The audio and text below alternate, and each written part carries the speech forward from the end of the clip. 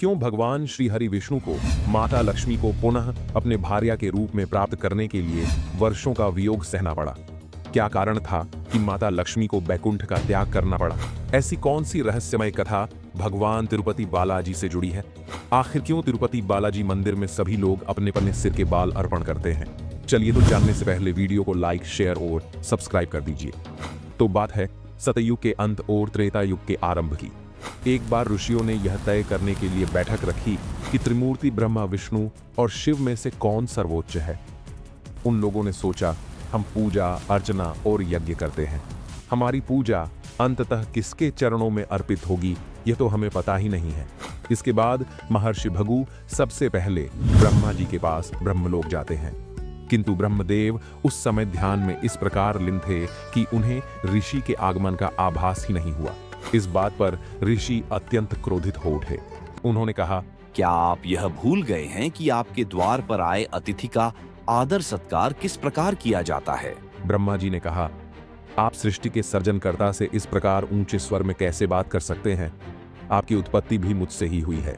ब्रह्मदेव, आपके ऐसे क्रोध भरे स्वर ने यह सिद्ध कर दिया कि आप त्रिगुणातीत नहीं हैं।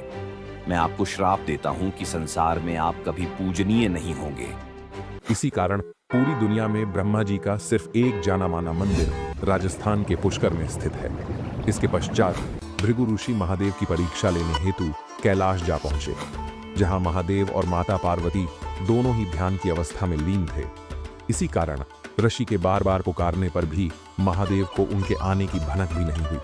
अपना ऐसा अपमान देखकर ऋषि से रहा नहीं गया और उन्होंने कहा, महादेव, आप अपने ध्यान में ऐसे लीन हैं कि आपको अपने द्वार पे आए अतिथि का भान भी नहीं। महादेव ने कहा, आप देवों के देव महादेव से इस प्रकार ऊंचे स्वर में कैसे बात कर सकते हैं? महादेव, आपके क्रोध के भाव ने यह सिद्ध कर दिया कि आप भी त्रिगुणातीत नहीं हैं। मैं आपको श्राप देता हूं कि संसार में आप सदैव एक लिंग के रूप में पूजे जाएंगे। इसके बाद ऋषि बैकुंठ लोक पर भगवान विष्णु की परीक्षा लेने जा पहुंचे, किंतु भगवान विष्णु भी उस समय माता लक्ष्मी से वार्तालाप में लीन थे, जिसके कारण उनका ध्यान भी ऋषि पर नहीं गया।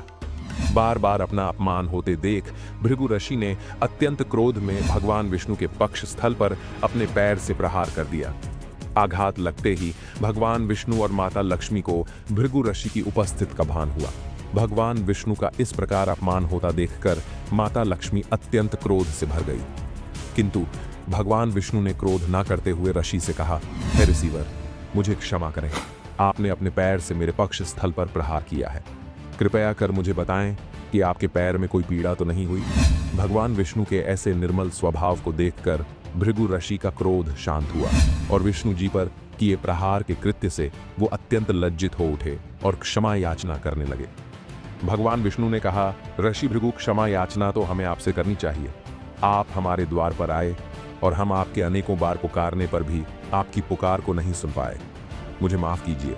ऋषि और विष्णु ने कहा, आपके प्रहार से जो मेरे पक्ष स्थल पर आपके चरणों का जो चिन्ह अंकित हो गया है, ये सदैव मेरे पक्ष स्थल पर इसी प्रकार अंकित रहेगा। मुझे और लज्जित ना करें प्रभु, मैं तो अपने प्रश्न का उत्तर हेतु त्रिदेवों की परीक्षा लेने निकाल था। मेरे प्रश्न का उत्तर तो मिल गया, किंतु मेरे क्रोध के कारण इस कृत्य से मैं लज्जा से भर गया हूँ। नारायण, आप ही पर ब्रह्मा है, आप ही हमारी पूजा अर्चना, हमारे यज्ञों को स्वीकार करने वाले परमेश्वर हैं। अपने प्रश्न का उत्तर लेके और भगवान विष्णु से क्षमायाचना कर ऋषि वह से चले आते हैं, किंतु भगवान विष्णु के इस प्रकार अपमान को माता लक्ष्मी सहन नहीं कर पाती। माता लक्ष्मी कहती है, स्वामी, आप तो सदैव कहते हैं कि मैं आपके हृदय में निवास करती हूँ। आज जब भृगु ऋषि ने आपके पक्ष स्थल पर प्रहार किया, तो वो प्रहार उन्होंने आपके साथ साथ आपकी अर्धांगिनी पर भी किया है। स्वामी, मैं तो सदैव यही सोचती रही कि आप मुझे सर्वाधिक प्रेम करते हैं, किंतु आपने मुझ पे हुए प्रहार के पश्चात भी उन्हें दंड नहीं दिया। आपको मुझ पे प्रेम होता तो आप कदापि ऐसा नहीं करते। स्वामी, जहाँ आपका और मेरा सम्मान नहीं, मैं कदापि उस स्थान पर एक क्षण भी नहीं रह सकती। इस प्रकार माता लक्ष्मी बैकुंठ लोक का त्याग करके चली जाती है। माता लक्ष्मी के बैकुंठ त्यागते ही भगवान विष्णु अत्यंत निर्बल तथा दुर्बल हो जाते हैं। भगवान विष्णु की ऐसी दशा को देखकर महादेव और ब्रह्मदेव माता लक्ष्मी को समझाने का प्रयास करते हैं, माता लक्ष्मी कहती हैं, महादेव मुझे क्षमा करें, किंतु जहाँ मेरे स्वामी का सम्मान नहीं, मैं वहाँ कदापि निवास नहीं कर सकती। अतः आप कृपया कर मुझे पृथ्वी लोक पर ऐसा स्थान सुझाने की कृपा करें जहाँ मैं निवास कर सकूं।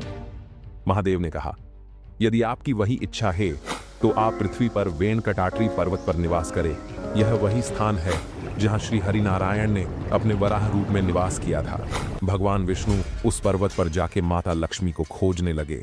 तुरंत ही माता लक्ष्मी महादेव के पास जाते हैं और कहते हैं, हमें अपना वेश बदलकर किसी अज्ञात स्थान पर छिपकर रहना होगा, अन्यथा स्वामी हमें खोज लेंगे। कृपया कर स्वामी से छिपने के लिए हमें शीघ्र किसी उचित स्थान के बारे में बताइए। शिव जी ने कहा, देवी लक्ष्मी, ये राजा चोल की नगरी है। वे बड़े धर्मात्मा हैं एवं उनके राज्य में गौ माता को मां समान माना जाता है, इसलिए हमारे छिपकर रहने के लिए यह स्थान ही उचित है।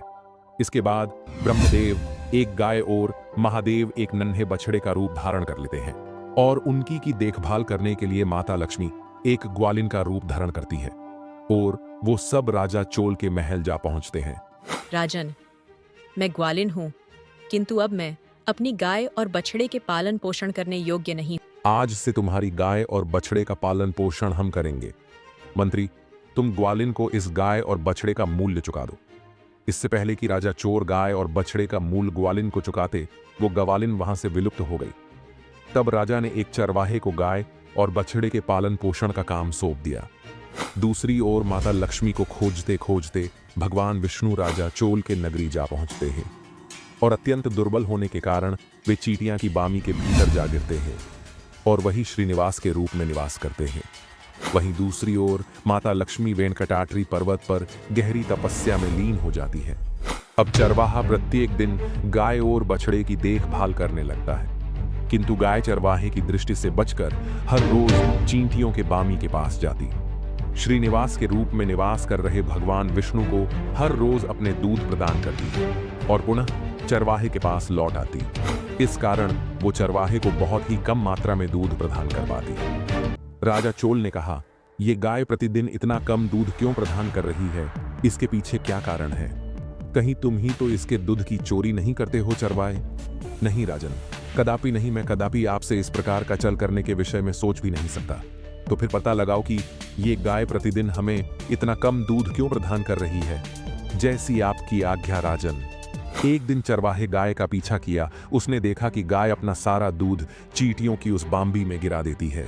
चरवाहा सब कुछ देख लेता है और गुस्से में आकर उस गाय की तरफ कुल्हाड़ी मारता है, लेकिन तभी भगवान विष्णु प्रकट होते हैं और गाय को बचाने में वह कुल्हाड़ी उनके माथे पर लग जाती है। कुल्हाड़ी से लगी उस चोट का निशान आज भी भगवान वेंकटेश्वर की मूर्ति में कायम है। चोट के कारण उनके सिर का एक हिस्सा गंजा हो गया। इस चोट को छिपाने और उनकी सुंदरता बनाए रखने के लिए एक महिला भक्त ने अपने बाल भगवान को दान कर दिए। भगवान ने इस बलिदान से प्रसन्न होकर यह वरदान दिया कि जो भी भक्त उन्हें अपने बाल अर्पित करेगा, उसके सभी दुख और कष्ट समाप्त हो जाएंगे। इसलिए बाल अर्पण को भगवान वेंकटेश्वर के प्रति पूर्ण समर्पण और अपने अहंकार का त्याग माना जाता है। दोस्तों, अभी वीडियो खत्म नहीं। आखिर चरवाहे और राजा चोल के बीच आगे क्या होता है? कैसे भगवान विष्णु और देवी लक्ष्मी वापस एक साथ वैकुंठ आते हैं? ये सब जानने के लिए कमेंट में जय तिरुपति बालाजी लिख दीजिए और अगले थोड़े दिनों में इसका पार्ट 2 भी हमारी चैनल पे आ जाएगा। चलिए तो वीडियो को लाइक, शेयर और सब्सक्राइब कर दीजिए। और अगर आपने हमारा जगन्नाथ वाला वीडियो नहीं देखा तो लेफ्ट साइड दिए गए वीडियो को क्लिक कर दीजिए। मिलते हैं और नए वीडियो, तब तक के लिए जय हिंद, जय भारत, जय श्री वेंकटेश्वर।